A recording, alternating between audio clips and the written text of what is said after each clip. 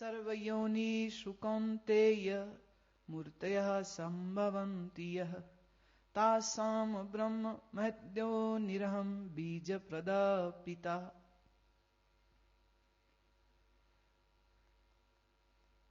हे अर्जुन, नाना प्रकार की सब योनियों में जितनी मूर्तियां अर्थात शरीर उत्पन्न होते हैं, उन सब की त्रिगुणमयी माया तो गर्भ को धारण करने वाली माता है और मैं बीज को स्थापन करने वाला पिता हूं। तासाम ब्रह्म महद्योनि अहम बीज प्रद पिता। मैं बीज देने वाला पिता हूं और इस माया को मैं जानता हूं माता की तरह, जो इस पंच महाभूत रूपी गर्भ को धारण करने वाली।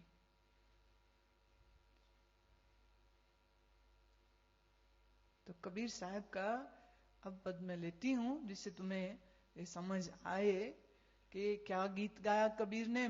कबीर कहते माया महाठगनी हम जानी। देखिए, अब इन्हीं श्लोकों का विस्तार जो है वो कबीर ने अपने ढंग से दिया है। हिंदू पुराण ब्रह्मा, विष्णु, शिव, तीन देवताओं की उपस्थिति को, उनके स्वरूप को, उनके होने को मानता है, जानता है, पूजता है।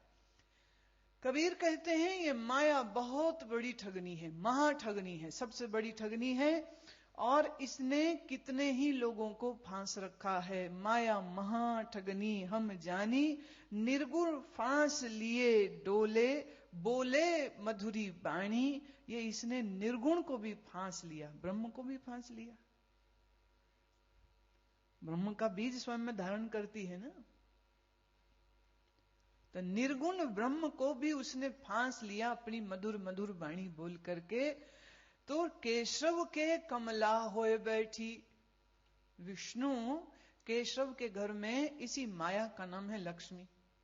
ब्रह्मा के घर में माया का ही नाम है ब्रह्माणी और शिव के यहां ही इसी का नाम हो जाता है शिवानी। ब्रह्मा के ब्रह्माणी, विष्णु के बैठ गई अपना रूप लेकर के, कमला नाम लेकर के। लक्ष्मी का ही एक नाम कमला है, इसलिए विष्णु को कमलापति भी कहते हैं। पंडा के मूर्त हुए बैठी, देवी देवता तो उसने छोड़े नहीं, तो इन पंडितों को भी नहीं छोड़ती। पंडित के यहां वो मूर्ति बन के बैठी हुई। देखो ना, सब पंडित मूर्तियों से भ्रमित हुए पड़े।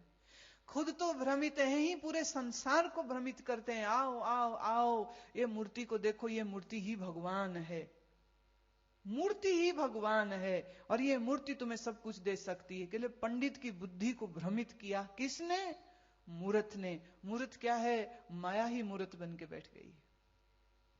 तीर्थ हूं मैं पानी, और सभी तीर्थों में यही माया पानी बन गई है। हरिद्वार में जो जाता है वो कहता है हर हर गंगे, गंगा पवित्र है।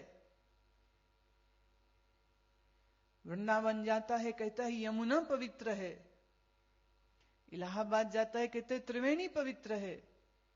बद्रीनाथ जाता है कहता अलकनंदा पवित्र है।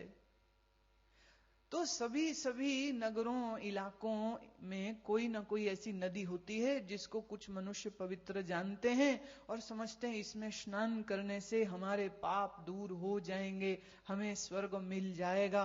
बोले ये भी भ्रम माया का ही है। भला जल में स्नान करने से स्वर्ग मिलता है?